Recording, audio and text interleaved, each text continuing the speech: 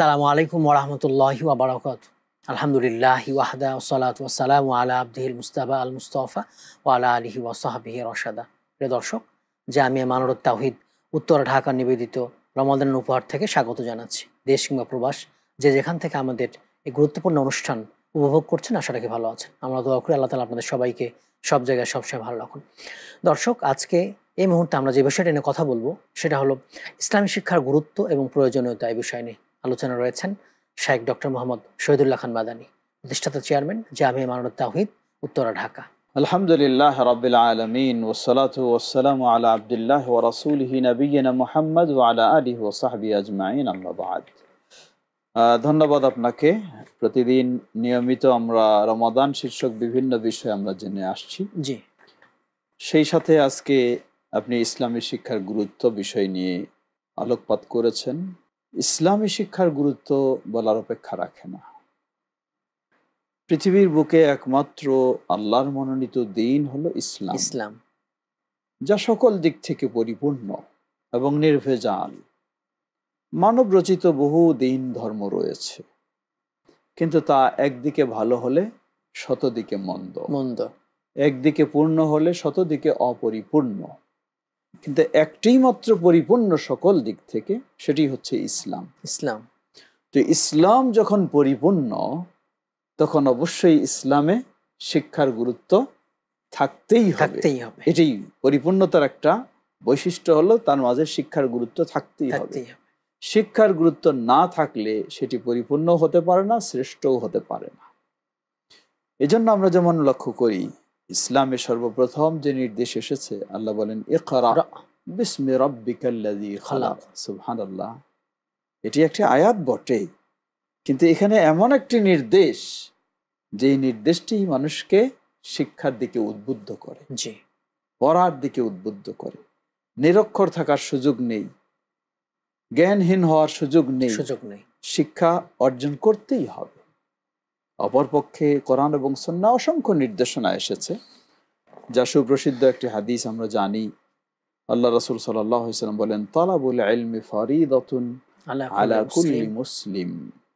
প্রতিটি মুসলিমের জন্য, মুসলিম বলতে মুসলিমের সাথে নর এবং নারী সবাই অন্তর্ভুক্ত হবে, প্রতিটি মুসলিমের জন্য দ্বীনি জ্ঞান অর্জন করাটা হলো ফরজ।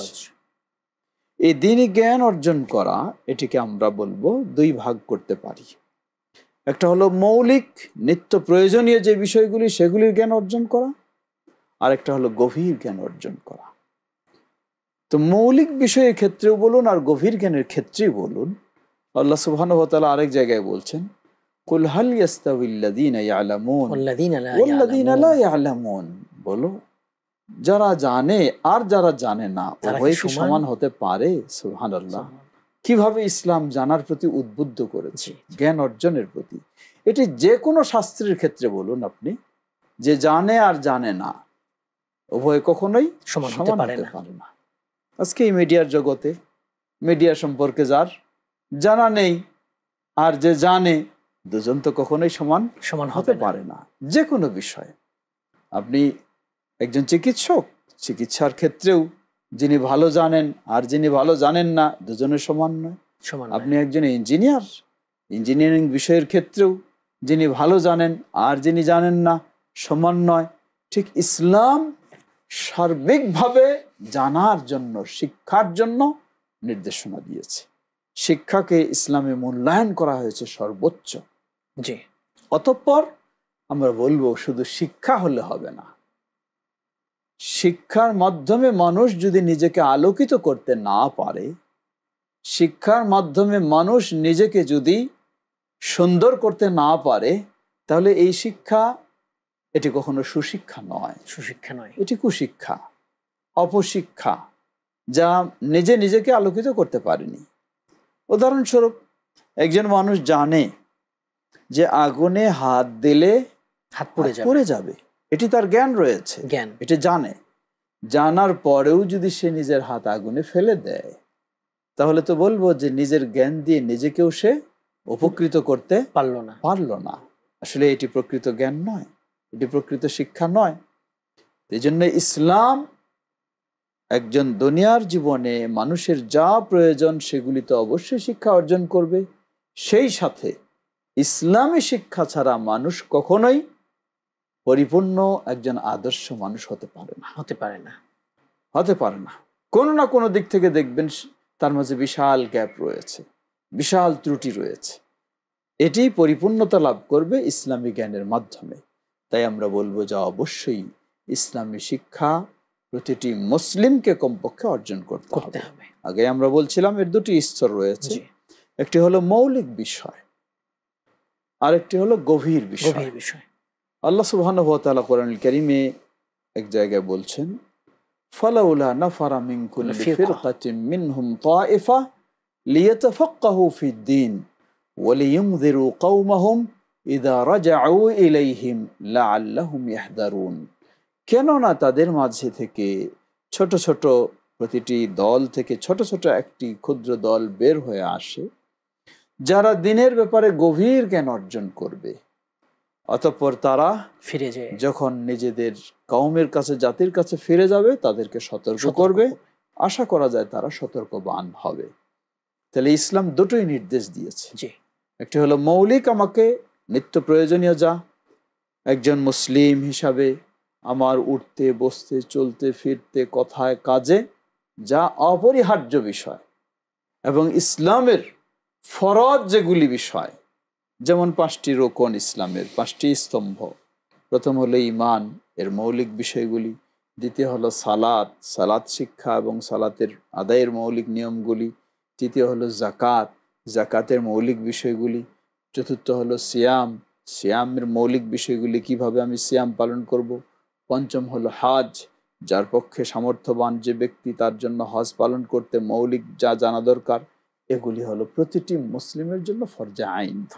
এটি জানতেই হবে।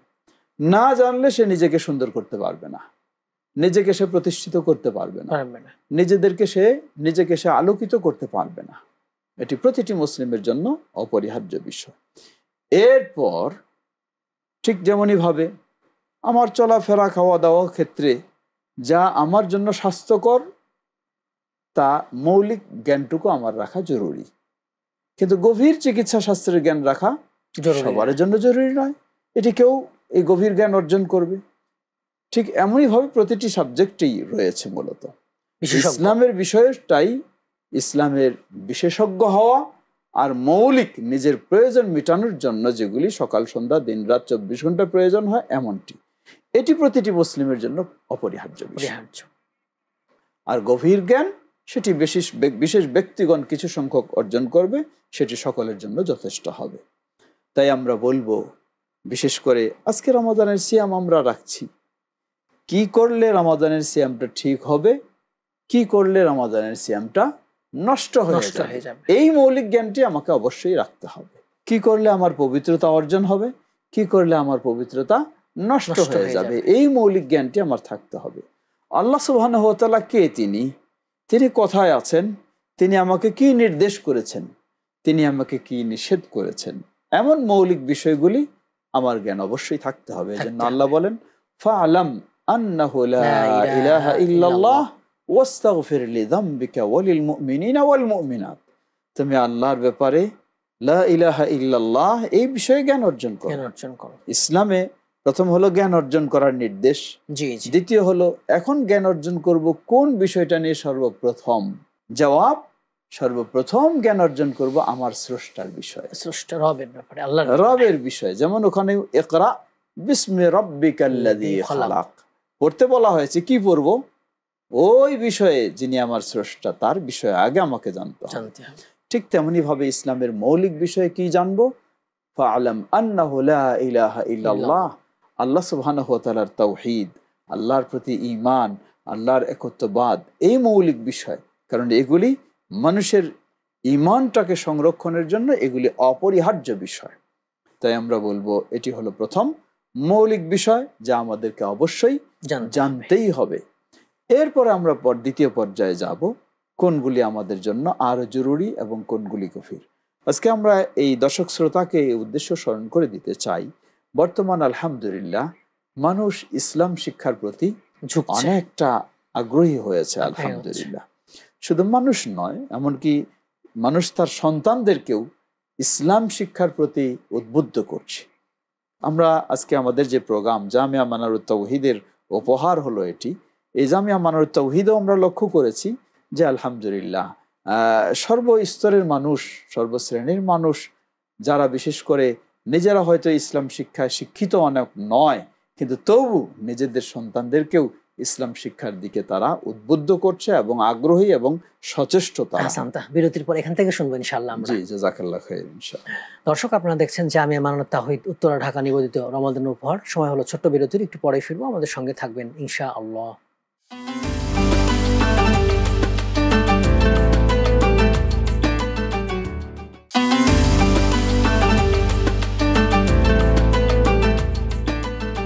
আসসালামু আলাইকুম ওয়া রাহমাতুল্লাহি ওয়া বারাকাতুহু। বিরতির পর আবারও সবাইকে আমন্ত্রণ। দর্শক, আপনারা দেখছেন জামিয়া মানারুত তাওহীদ উত্তরা ঢাকা নিবেদিত রমাদানের উপহার।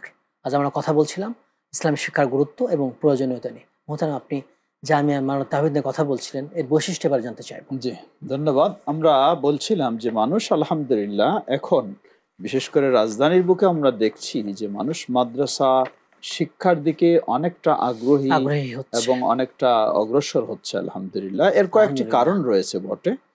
প্রথম হলো, এক সময় মনে করা হতো মাদ্রাসা শিক্ষা মানে হলো এটা দরিদ্র শ্রেণীদের শিক্ষা, দরিদ্র শ্রেণীদের। জি, এই ধরনের একটা মানুষের মাঝে নেগেটিভ ধারণা ছিল, যেটা আলহামদুলিল্লাহ মানুষ এখন বুঝতেছে দুই দিক থেকে। প্রথম দিক হলো দেখে যে আমরা আমাদের সন্তানদেরকে শিক্ষিত করছি, অনেক উচ্চ শিক্ষিত করছি, কিন্তু এই সন্তানেরা কেউ উচ্চ শিক্ষিত হয়ে দেশ ছাড়িয়ে বিদেশে চলে যাচ্ছে, বাবা মা অসহায়ের মতো নিজের শেষ জীবনটা এই দেশে কাটাচ্ছে। এটি একটি বড় কষ্টদায়ক বিষয়। আবার কাউকে দেখা যায় যে দেশেই আছে, সন্তান ছেলে বা মেয়েরা অনেক উচ্চ শিক্ষিত হয়েছে, কিন্তু তারা বাবা মার বার্ধক্য জীবনের প্রতি সামান্য ভ্রুক্ষেপ করছে না, এমনকি বাবা মাকে বৃদ্ধাশ্রমেও তারা রেখে আসছে। এটি সত্যি বাবা মার জন্য অনেক কষ্টদায়ক। বাবা মারা ভাবছে কেন এটা হচ্ছে, আমার ছেলে মেয়েকে আমি সবকিছু দিয়ে মাথার ঘাম পায়ে ফেলে এত শিক্ষিত করলাম, কিন্তু এ আমাকে এই আচরণটা কেন করলো। খুঁজে পাচ্ছে যে আসলেই আল্লাহ ইসলামে যে একটা নির্দেশনা দেওয়া হয়েছে সন্তানকে বাবা মার প্রতি শ্রদ্ধা সদাচরণের, এই নির্দেশনাগুলি সন্তানেরা পায়নি। না পাওয়ার কারণে সন্তানেরা ওই পাশ্চাত্যের আদলেই তারা যেমন বৃদ্ধাশ্রমে বাবা মাকে রেখে আসে, এরাও সেই কালচারেই সেভাবেই তারা নিজেদের জীবনটাকে গড়ছে, সেটিও মূলত ইসলামী শিক্ষার অভাবে। তাই দেখা যায় যে যাদের মাঝে একজন ইঞ্জিনিয়ার হতে পারে, আলহামদুলিল্লাহ, অসুবিধা নেই, ইসলামের নিষেধ নেই। ডাক্তার হবে, অসুবিধা নেই, ইসলামের নিষেধ নেই। অর্থনীতিবিদ হবে, ইসলামের নিষেধ নেই। কিন্তু তার মাঝে যদি ইসলামের আলো থাকে, তাহলে সেই হবে প্রকৃত ইঞ্জিনিয়ার, প্রকৃত ডাক্তার, প্রকৃত অর্থনীতিবিদ। সে নিজের কল্যাণে কাজ করবে, ভূমিকা রাখবে, বাবা মার প্রতি শ্রদ্ধাশীল হবে, সমাজের প্রতি তার সদাচরণ পাওয়া যাবে, এমনকি দেশের কল্যাণেও তার ভূমিকা থাকবে। বাস্তবে দেখা যায় যেই ইঞ্জিনিয়ার বা যেই ডাক্তার বা যেই উচ্চ শিক্ষিত ব্যক্তি তার ভিতরে আল্লাহর ভয় রয়েছে, সে দেখবেন যে কখনো দুই নাম্বারই করবে না, দুর্নীতি কখনো করবে না, অন্যায় অবিচার কখনো আশ্রয় দেবে না। আর যার মাঝে আল্লাহর ভয় থাকবে, এই জন্য অবশ্যই আমাদের নতুন প্রজন্ম সেদিকে অগ্রসর হচ্ছে, এটি একটি বড় কারণ। দ্বিতীয় কারণ বলবো, আমরা এক সময় ছিল আমাদের ছোটবেলাও দেখেছি আমরা মাদ্রাসা শিক্ষা মানে শুধু মাদ্রাসার সাবজেক্টগুলি পড়তে হবে, এখানে বাংলা সাহিত্যের তেমন গুরুত্ব ছিল না, ইংরেজির কোনো গুরুত্ব ছিল না, সায়েন্সের সাবজেক্টগুলির তেমন গুরুত্ব ছিল না। এখন আবার আলহামদুলিল্লাহ একটু সমন্বয় হয়েছে। যেমনই ভাবে কোরআন সুন্নাহর সাবজেক্ট শিখবে, অ্যারাবিক শিখবে, তেমনি সে বাংলা ভাষা শিখে, তেমনি ভাবে সে ইংরেজি সাহিত্য শিখে, তেমনি ভাবে সে সায়েন্সও শিখে। যার কারণে একটা ছেলে সে দেখা যায় চতুর্মুখী প্রতিভার অধিকারী হয়ে যায়। এই জন্য অনেক অভিভাবক ভাবছে যে আমার ছেলে যদি এমন হয় যে সায়েন্সও পড়বে, ইংলিশও ভালো জানবে, বাংলাও ভালো জানবে, আবার তার ভিতরে ইসলামের আলোও থাকবে, যার ফলে সে আমার সাথে ভালো আচরণ করবে, তাহলে কেন আমি এদিকে ধাবিত হব না। এজন্যই মানুষ আলহামদুলিল্লাহ জিনিসটা বোঝার সুযোগ হয়েছে বা পরিবেশটাও এরকম তৈরি হয়েছে। আর এই লক্ষ্যে আমরা বলবো, বিশেষ করে আন্তর্জাতিক মহলেও যদি খোঁজ নেই, আমরা বিশ্বব্যাপী গত 2-1 বছরের আগের যে একটা রিপোর্ট ছিল, গোটা বিশ্বে সৌদি আরবের মতো দেশে সবচেয়ে 15টা ইউনিভার্সিটি যেগুলি বিশ্বের শীর্ষ পর্যায়ে ছিল, আমাদের দেশে একটা ইউনিভার্সিটিও সেই তালিকায় যেতে পারেনি। কিন্তু সৌদি আরবের সেই ইউনিভার্সিটিগুলির মধ্যে যেই ইউনিভার্সিটিটা বিশ্বের সেরা ইউনিভার্সিটি বলে বিবেচিত হয়েছে, যেখানে সবচেয়ে বিভিন্ন দেশের স্টুডেন্ট পড়ালেখা করে, সেটি হলো মদিনা ইসলামী ইউনিভার্সিটি। আলহামদুলিল্লাহ। আমরা আজকে দর্শক শ্রোতাকে সেই আহ্বানে জানাতে চাই, সেই মদিনা ইসলামী ইউনিভার্সিটির কারিকুলামকে সামনে রেখে আমাদের যে জামিয়া মানারুত তাওহীদ, যেটি উত্তরা ঢাকায়, সেটিকে আমরা সেইভাবেই সাজানোর চেষ্টা করেছি। একদিকে আমাদের স্টুডেন্টরা তারা আলহামদুলিল্লাহ কোরআন সুন্নাহর গভীর জ্ঞান অর্জন করার সুযোগ পাবে, আরবি ভাষা ভালোভাবে শেখার সুযোগ পাবে। একইভাবে সে ইংরেজি, বর্তমান ইন্টারন্যাশনাল ক্ষেত্রে ইংরেজির কোনো বিকল্প নেই, সেটি অবশ্যই সেদিক থেকেও ইংরেজি ভাষা বা সব দিক থেকে, সাহিত্য সব দিক থেকে সেদিকে সে অগ্রসর হচ্ছে। সায়েন্সের দিক থেকে বা সকল দিক থেকে আমরা চেষ্টা করছি জামিয়া মানারুত তাওহীদকে সেভাবে সাজানো, যাতে আমাদের সন্তানেরা তারা একদিকে হবে একজন মুসলিম, অপরদিকে হবে দেশের আদর্শ নাগরিক, অপরদিকে হবে বাবা মার সুসন্তান। এমনভাবে গড়ে তোলার লক্ষ্যেই জামিয়া মানারুত তাওহীদ উত্তরা ঢাকা সেভাবে প্রস্তুত হচ্ছে বা আমরা করছি, এবং সে শিক্ষা ব্যবস্থা চালু হয়েছে আলহামদুলিল্লাহ। তাই আমরা সকলকে সেদিকেও আহ্বান জানাবো। সবাইকে যে জামিয়া মানারুত তাওহীদে আসতেই হবে এমন নয়, কিন্তু আমরা বলবো যে সবাইকে আমাদের ইসলামী শিক্ষা নিতেই হবে, ইসলামী শিক্ষা নিতেই হবে। কমপক্ষে মৌলিক নিজের আদর্শ আচার আখলাককে ঠিক করার জন্য ইসলামী শিক্ষা অবশ্যই নিতে হবে, সেই আহ্বান আমরা জানাচ্ছি। মোহতারাম, ইসলামী শিক্ষার প্রয়োজনীয়তা যেটা আমরা জানতে চাইবার। জি, প্রয়োজনীয়তা আমরা একটু আগেই বলেছি। এখানে আমি অন্য আরেকটি গুরুত্বপূর্ণ বিষয় আলোকপাত করতে চাচ্ছিলাম।